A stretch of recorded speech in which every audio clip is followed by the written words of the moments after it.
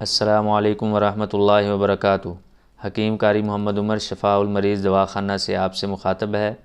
آج میں جس موضوع پر گفتگو کرنا چاہ رہا ہوں وہ ہے نیند کا نہ آنا یا نیند کا کم آنا۔ آپ حضرات سے گزارش ہے کہ اس ویڈیو کو آخر تک ضرور ملاحظہ کریں اور اس کو مفاد عامہ کے لیے آگے سے آگے شیئر کرتے جائیں، اور میرے چینل شفاء المریض دواخانہ کو ضرور سبسکرائب کریں۔ نیند کی نہ آنے کے بہت سارے اسباب ہیں۔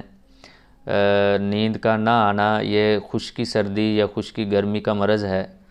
جب دماغ کی رطوبات انتہائی خشک ہو جاتی ہیں تو پھر بے سکونی پیدا ہو جاتی ہے دماغ کے اندر، اور نیند نہیں آتی۔ مریض جو ہے ساری ساری رات تڑپتا رہتا ہے، کروٹیں بدلتا رہتا ہے، لیکن نیند نہیں آتی۔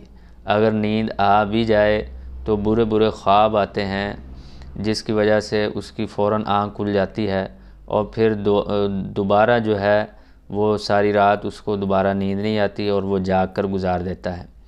صبح جب یہ اٹھتا ہے تو سر اس کا بوجھل ہوتا ہے اور جسم ٹوٹا ہوا ہوتا ہے، جیسا کہ کام کاج کر کے کوئی بندہ تھک جائے، ٹوٹ جائے، اس طرح اس کے جسم کی حالت ہوتی ہے۔ اس مریض کے چہرے پر اور آنکھوں کے گرد سیاہیاں پڑ جاتی ہیں، تو اس مریض کو چاہیے کہ سب سے پہلے خشک گرم اور خشک سرد خشک چیزوں سے پرہیز کرے تاکہ دماغ کے اندر رطوبات پیدا ہوں۔ اگر یہ پرہیز نہیں کرے گا، خاص طور پر بڑا گوشت، چائے کا کثرت سے استعمال کرنا یا منشیات کا استعمال کرنا، نشہ آور ادویات کا استعمال کرنا، سکون آور ادویات کے استعمال کرنے سے مریض پہلے سے بھی زیادہ بگڑ جاتا ہے، کیونکہ اس کا علاج سکون آور ادویات نہیں ہے بلکہ دماغ کو تر و تازگی دینا ہے۔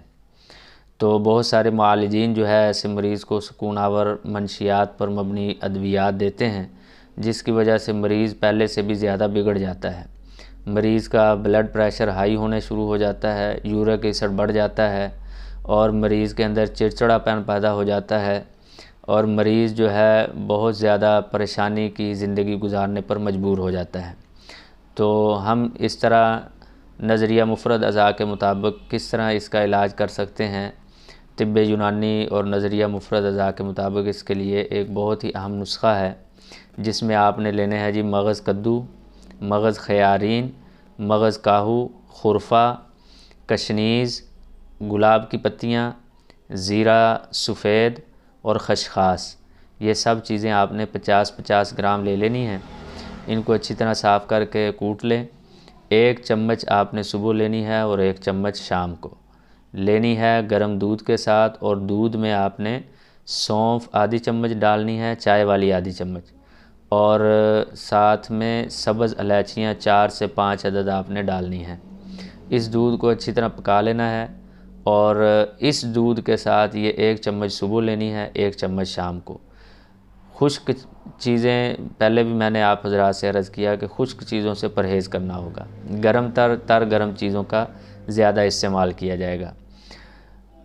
مالش کرنے کے لیے آپ جو ہے روغن بادام لے لیں اور روغن کدو لے لیں، دونوں ہم وزن روغن لے کر اس کی سر کے اوپر مالش کیا کریں۔ انشاءاللہ العزیز چند دنوں کے استعمال سے یہ مرض ہمیشہ ہمیشہ کے لیے ختم ہو جائے گی۔ دعاؤں کا طالب حکیم قاری محمد عمر، شفاء المریض دواخانہ، ضلع ننکانہ صاحب۔